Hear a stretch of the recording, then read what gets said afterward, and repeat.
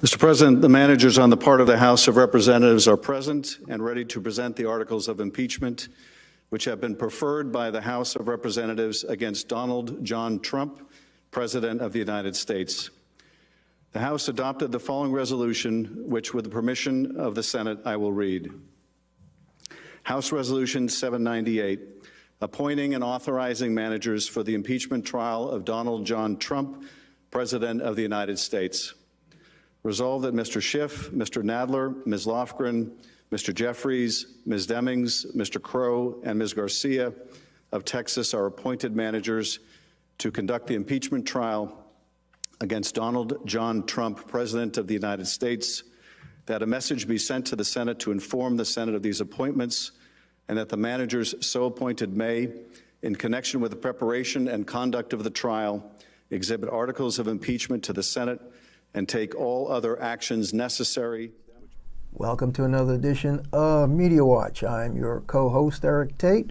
And I'm Raymond Peterson. It's brought to you by the good graces of Manhattan Neighborhood Network and EVT Educational Productions. And that was a interesting cold opening. Yeah, it was. Which took place last Thursday. Was it Thursday? Yes, it was Thursday. Yeah, that was today's on Monday. That was today's right. feed. Yeah. So that was Adam Schiff, the Intelligence Committee chair on the House Representative, who is one of the appointed managers for, as he stated himself, as he was reading the article, who will be prosecuting the impeachment trial of President Donald J. Trump. Donald John Trump. We keep saying that over and over again. And we did that cold open because tomorrow, when this airs, the actual trial will commence for real. The Chief Justice has been sworn in. The senators have all already taken their, quote, what do they call that? Their oath to do basically to be impartial, to do no harm, to do impartial justice. Right. And that term has been tossed around quite a bit because everybody's wondering how impartial their justice will be, since they've been talking about. Well, you have to wonder. They don't want to produce any witnesses, but they say they're innocent, and the people that would most likely prove that are not being allowed to testify. So that's suspicious from the beginning. I mean, and I use suspicious lightly. Let's say, even as we're speaking, airing on Monday, still up in the air because. Well, it changes day to day. It changes hour to hour, actually. Actually, that particular issue doesn't change day to day. That issue's I mean the whole Mitch McConnell's fence post. I know, but this whole dynamic can shift in a minute, depending upon what the main cog does. No, I mean, you can't predict what he's going to do next. I won't even argue the point with you. I'm not. Yeah, because you don't know what I'm not even trying next. To predict what McConnell's going to do. No, McConnell, the other one. Trump has no bearing on how this trial runs. Well, no, he really doesn't. I mean, you're saying he and Mitch McConnell are in cahoots, and so he's probably calling the shots, but.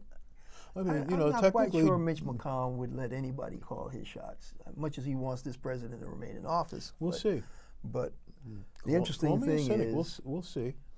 I have no faith that anything works out right anymore, because nobody cares anymore about anything. It's just you care.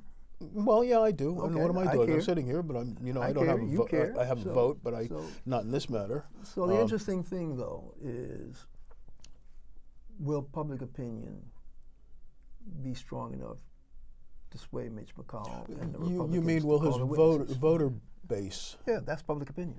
Be strong enough. That's the public opinion. But I mean, let's call a spade a spade. We're talking about the people that actually support him, that voted for him, and that are likely to vote for him again. No, not really, because the other senators have to worry about their constituencies. They all do. Yeah. Well, there are a couple of.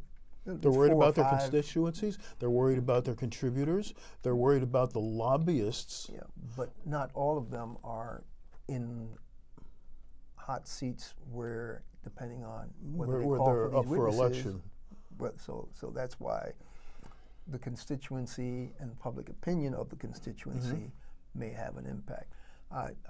We don't know whether or not. I think it will have an impact one way or the other. Well, if it has an impact to the point where they actually feel they need to call witnesses, then we'll get witnesses. If it doesn't have an impact, we won't get any witnesses. So, you know that old saw that they used to tell us, don't sign off with? Time will tell. Well, yeah, time will tell. Time will tell. I have to hope. I can't say believe. I have to hope that even among the Donald supporters, there'd be people that would say, "Call the witnesses. Call the witnesses. You're innocent. Call the witnesses. Prove it." We'll see. We'll see what public opinion is. Anyhow, interesting dynamic.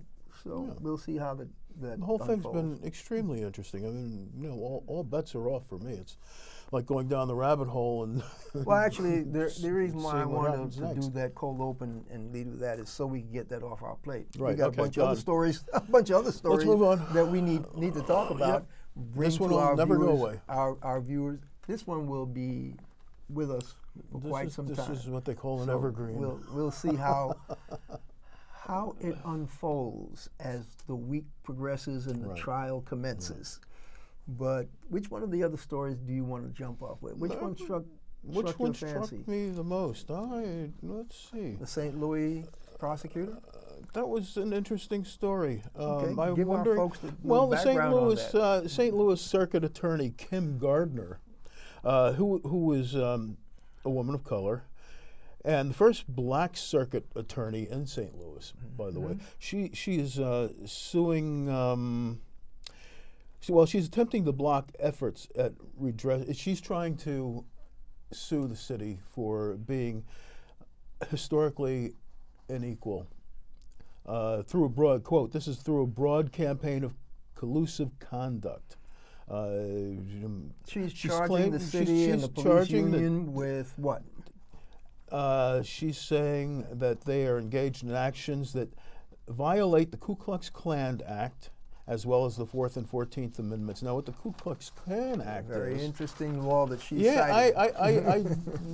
I think I knew something about this, but I forgot all about It's it. been used, but they don't usually call it by the old original name. Exactly. What's the year? That's an 1800s law, and what it is something. to address precisely this scenario, a racially motivated conspiracy to deny the civil rights of racial minorities by obstructing a government officials' efforts to ensure equal justice under the law for all. Bingo. That's the way the law was worded back in 1870, exactly. whichever. Yeah, I do not have that exact Probably date. in the article. At any rate, it's basically they're trying to get her out of office. That's only the tip of the iceberg. This has been ongoing apparently, but they also have one specific gripe against her, and that it was that she prosecuted the former governor of the state. Okay, that's a gripe. Okay, but she prosecuted him because he deserved prosecution. Yes, she thought. she did. She's the attorney. She certainly did. Fully expects to be vindicated. The city fully expects to be vindicated once this case is adjudicated in the court of law. Where's the thing about the governor, though? Do you recall why the governor was convicted, or at least tried and found guilty? They have a bunch of grievances against her, and from what I read on the suit, it's that the police union. The police union is being sued. And the city officials were all in collusion to stymie her efforts at making the city responsive to charges of racism in the criminal justice system in the city. But gee, what's this guy's name is Missouri Governor Eric Greitens, Greitens. Greitens. And former Griffith resigned. Accusations of sexual misconduct. That's what he was charged with. Right. And he resigned in 2018. We did that story. In Media Watch back in 2018.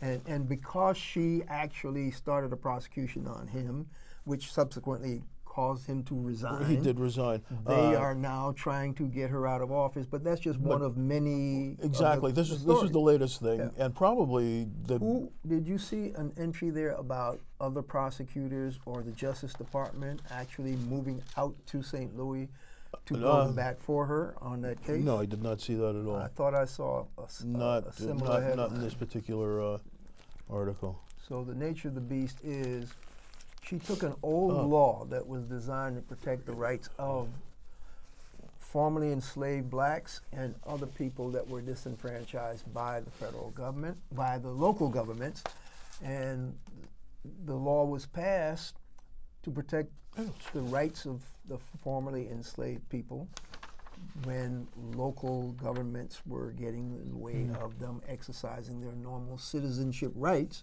that had been granted to them by the 14th and 15th Amendment.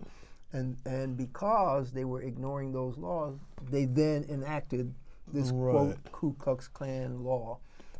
It's on the books as law number so-and-so. And a number of civil rights organizations have used that law over the years and in recent years to help bring cases successfully. And so it'd be interesting to see if we could pull up which arm of the Justice Department is actually backing her suit, because that's not the usual behavior for the Trump Justice Department. No. So while I'm trying to call that up, why don't you tap into the other interesting story and bring it to our viewers' attention about the state of Mississippi being sued by none other than it's Jay-Z. Oh, that suit. State of We've Mississippi. Got too many suits going on because here. of the prisoners in prison. Yes. The I'm treatment, gonna try to call up or I should say, lack of treatment of prisoners in. Give them a summary from the article. Oh, excuse me. Jay-Z and rap mogul Jay-Z and Yo-Gotti, whose real name is Mario Mims. Anyhow, they say they had their attorney send a letter on January 9th protesting the inhumane conditions in prisons operated by the Mississippi Department of Corrections. Now, one of the major grievances is that there have been 29 prisoners murdered in the prison over the course of years, and in the past 2 weeks, 5 inmates have died. And Jay-Z and, I'm so sorry, I don't know this young man, Yo-Gotti, are suing. We're not up on rappers these days. I wish I were a rapper. I'd like to make some of that money, man. A couple of quotes from and why they decided to file the suit. Well, they decided to file the suit for the inhumane. Okay. Let me just find a direct quote. Prepared to pursue all potential avenues to obtain relief for the people living in Mississippi's prisons and their families. This unspeakable spat of deaths is the culmination of years of severe understaffing and neglect at Mississippi prisons. That's a quote from Jay-Z's lawyer. As Mississippi has incarcerated increasing numbers of people, it has dramatically reduced its funding of prisons. As a result, prison conditions fail to meet even the most basic human rights. So, they go on to say that people are living in squalor, they're not getting proper medical attention. So when did they actually file the suit? Does it say? Well, let's see. They sent the letter advising on January 9th, and they filed the suit on, well, the date line on this article is the 16th. Well, that's yesterday. Or today, I'm sorry. It was updated the 14th, so I'm assuming it was the 14th. Okay. All right. So, in essence, Jay-Z and Yo-Gotti, Mario Mims, have decided to take their celebrity status and some of their dollars and put it to good use on the part of certain inmates in the Mississippi penal system, which is good news because I was not very happy with Jay-Z's attempt at trying to mediate the NFL dispute with Colin Kaepernick. His quote about "we are long past kneeling" was a little bit tone deaf, out of step, out of touch as far as I was concerned. Right. So I'm going to give him some fallback positive points for his Mississippi. Oh yeah, absolutely. Oh, and all fairness to Yo-Gotti, Jay-Z's real name is Sean Carter. Yeah, okay. Just thought I would throw that in there because I identified Mr. Gotti. The lawsuit names 3 prison inmates who were killed this year as the state at the state penitentiary in Parchment, Mississippi. Those 2 guys. Yeah. Okay. Well, that's good. I'm glad to see that and hear that. Walter Gates, an inmate at Unit 29E at Parchment, was stabbed multiple times the night of New Year's Eve and pronounced dead just after midnight. Wow. The suit states. Wow. Roosevelt Holloman was stabbed to death in a fight the next day.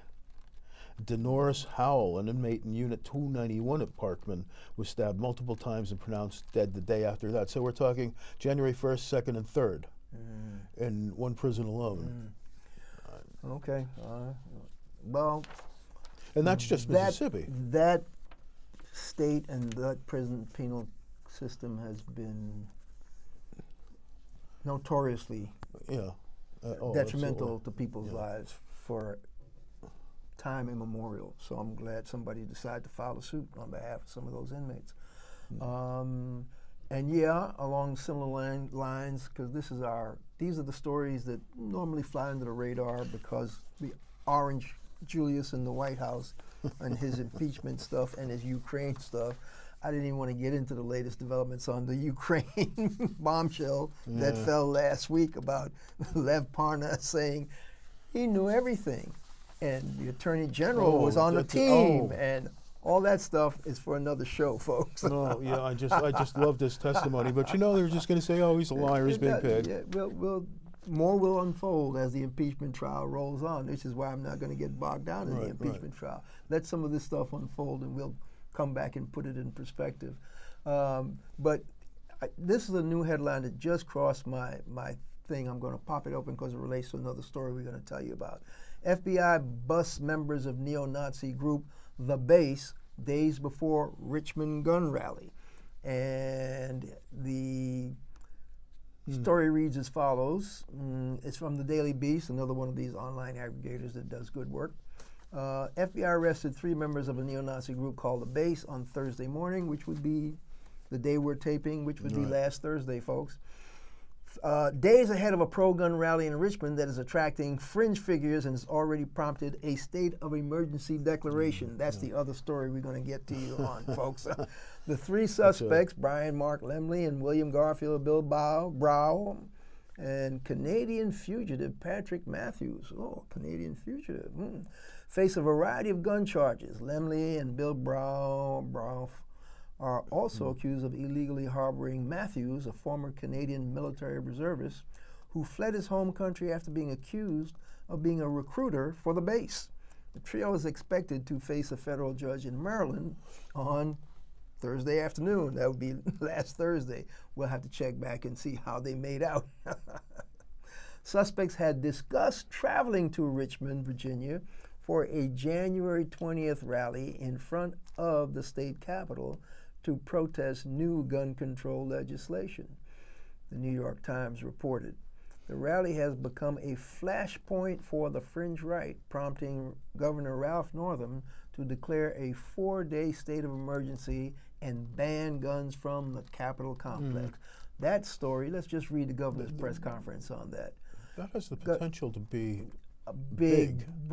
Yeah, so Very that's why big. Governor Northam declares state of emergency in advance of Capitol Square demonstration.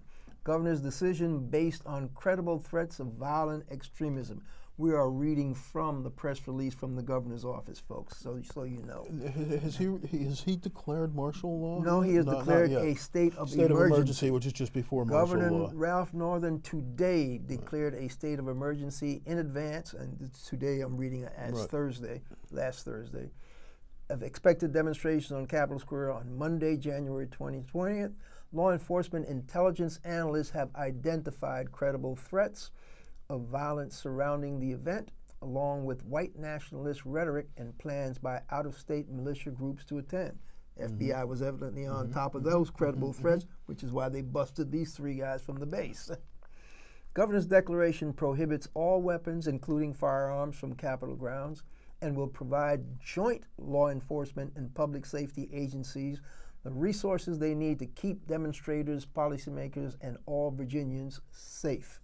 This emergency declaration is temporary and extends from Friday, January 17th at 5 p.m. until Tuesday, January 21st at 5 p.m. And the nature of the governor's move is based on, quote, credible threats of violence surrounding the event.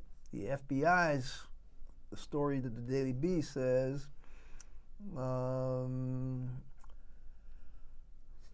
quoting one of the folks who got picked up, Lemley and Matthews have allegedly built an assault rifle, Lemley being one of the 3, and amassed hundreds of rounds of ammunition before their arrests, according to the FBI. On a recording, Lemley said he had made the gun into an illegal machine gun and made plans to hide it from federal agents, according to the FBI. Oh, oops, it looks like I accidentally made a machine gun. Lemley, a former cavalry scout in the U.S. Army, said, according to the affidavit, I'm going to stow it here until next week just in case the ATF, Bureau of Alcohol, Tobacco, and Firearms, shows up tomorrow, he told Matthews. If they show up here, we got other problems. So, looks like the Virginia State Intelligence people and the FBI are pretty much working together to make sure next Monday's...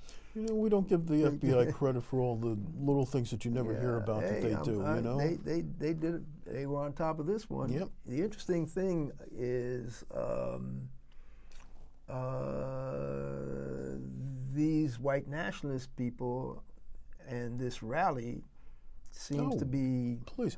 Doesn't that coincide? Is next Monday? Is Monday the Martin Luther King, the actual celebration of his birthday?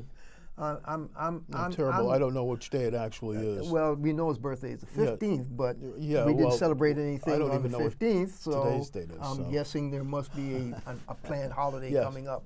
We'll know more. Don't they do that in Washington on the same day? Didn't they put those two together? What? Put what two together? Washington. No. They got President's Day. President's Day is different than Martin Luther King's Day. And that's in February. That's Lincoln and Washington. Okay. That's in February. Two different guys. Never that's in mind. February. Pay no attention. That's in February. That's not in January. Excellent. But anyway, folks, in keeping with white nationalists and supremacists, keep an eye on this, because this has a potential to be. Well, when we're airing, that's going to be when this rally is taking place. That's so true. We will not know anything until after we've aired. But this could be brutal. Well, depending upon how crazy people get. I think because the governor and the FBI seem to be quite proactive, this may be one of the calmest rallies they've ever had in the state of Virginia. Maybe. I could be wrong. I could be wrong, Maybe. folks. So could I, and I hope I'm wrong. Hey, listen. I hope I'm wrong. So it's got what do we got? potential About 6 minutes? to be a big clash. Yeah. Okay, so but along with Virginia and white nationalists, there's another story that we need to update our folks on, because you remember in Raleigh, North Carolina, there was a court case about folks. Silent Sam. Yes, Silent Sam. It was the most amazing story that we reported on it, where they were giving these white supremacists $2.5 million to take the statue and do something. But they were getting $2.5 million from the University of Virginia, I believe. Let me see. Here's the follow-up story. The follow-up story is a national civil rights organization filed an appeal Tuesday on behalf of University of North Carolina students who want to intervene in a settlement that gives $2.5 million and a Civil War commemorative statue to a Confederate heritage group. So that's the nub of the story. Yeah. Silent Sam was taken away, and were put in, and the Confederate people raised the stink, got all upset, did all kinds of whatever, and the University of North Carolina said, well, okay, let's make a deal. You can have the statue, pretty much, and we'll give you $2.5 million to go away quietly. Well, the students was kind of up in arms. They went to court, and I think the judge threw out the suit saying you don't have standing and blah, blah, blah. So they were back in court last week when this airs. Yeah, right? but that's what they're back in court for. To negate the $2.5 million settlement. No. The first judge ruled that they had no standing. Right. So now they're suing to get a position in this. Yeah, but here's the line of the story that I'm keying in on. They also want to halt any further proceedings in the trial court and prevent disbursement of the $2.5 million. Right, they want to do that, but they have to have a voice first, which they don't have yet. My point is, they're in court now saying, hey, we... And the judge is saying, last judgment was, you got no voice. But they're back in court. And to get a voice, and then they have to go and argue their case. So they're back in court. Yes, they are back in court, but they're not doing anything. The judge did agree to hold a hearing February 12th about whether the SCV had standing to bring the lawsuit. Right. So exactly, to see if they had. They're not going down accepting it. No, of course they're not. All right, so then they're in court. They are in court. To get standing to be in court some more. Right. Okay, I mean, we're not opposed to what's going on. Not at all. So, yeah. Well, hopefully they'll prevail. Yeah, from your mouth to God's ears, we'll see. But in the meantime, let's see who prevails come tomorrow or how it unfolds. Because guess what? Tomorrow is the day. Yes, indeed. So, indeed, we will see. Folks. You will know by now. We don't know yet. No, you won't know because guess what, folks? Well, they'll know what happens tomorrow. We are airing Monday, and the trial doesn't start till Tuesday. So the nature of the beast is we're all going to find out in the very near future, folks. But you know what? Let's just revisit how this all got started last Thursday. Adam Schiff again? Adam Schiff again. Yeah. All right. With the permission of the Senate, I will now read the Articles of Impeachment, House Resolution 755. House Resolution 755, impeaching Donald John Trump, President of the United States, for high crimes and misdemeanors. Resolved that Donald J. Trump, President of the United States, is impeached for high crimes and misdemeanors.